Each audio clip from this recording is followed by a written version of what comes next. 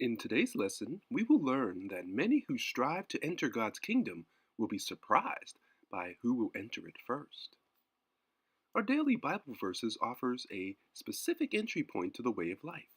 Matthew 7:13 through 14 portrays the narrow gate as something that people will criticize as too wide or narrow, or even too fancy or plain, but establishes that it's a terrible thing to refuse to enter into it. The narrow gate implies that we can't bring with us unnecessary things, so we must strive. The word literally is agonize, in order to lay these things aside and come in. Matthew 7 verses 24 through 29 teach us that one may strive to enter all life long, but if it isn't at the right gate, it makes no difference. It is necessary to strive to enter because there are many obstacles in the way. John 10 reveals that Jesus himself is the gate, and we are called to respond to his invitation. Jesus is aware at this time that his ministry on earth is about to come to a close. This is the reason he is headed toward Jerusalem, to bring everything to a crescendo on the cross, according to the purposes and plans of the Father. And this leads to our key verse for today, which reads, "Strive to enter in at the strait gate." Luke 13, verse 24. In the context of trying to teach in as many places as possible, with the intent to save as many as possible, someone, probably a member of the crowds and not one of the disciples, asked Jesus a question. "Lord, are there few that be saved?" At the surface, this is a straightforward question. Are you doing all this work to save only a few? Jesus begins to engage the questioner, but he avoided talking about the statistics and figures. Instead, he shifted the conversation from being a theological debate about who will be saved to a direct prophetic challenge to those listening to him. Jesus shows that it is not about how many will be saved, but whether the hearers respond to the message by entering the narrow gate.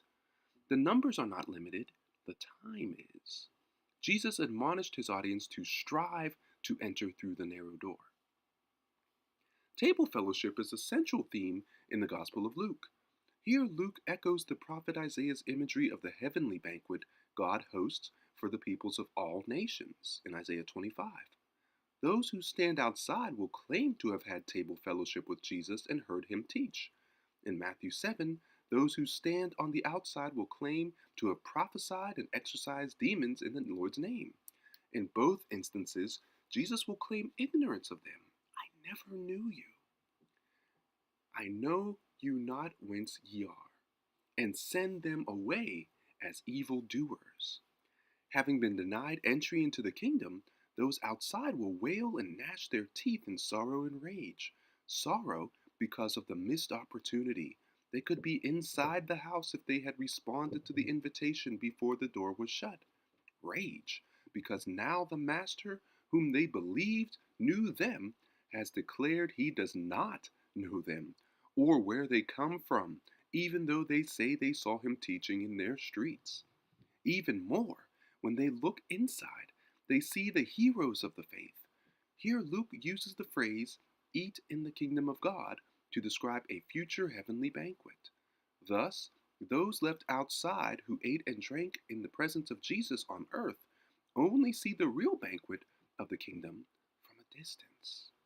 In addition to the patriarchs, prophets, and many other saints of the Old Testament, Gentiles will also sit at the table.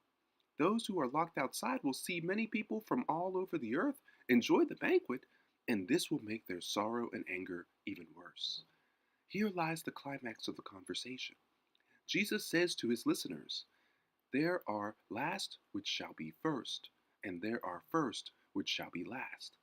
They were worried about how many will be saved, but Jesus wants to assure them that not many of those who saw him or ate and drank with him or heard him teach in their streets would enter the narrow door before it closes. However, Gentiles who respond to his message in time will enter the kingdom. Thus, the first, those who generally believe they belong in the kingdom, would be left out, when the last, the despised people, enter in.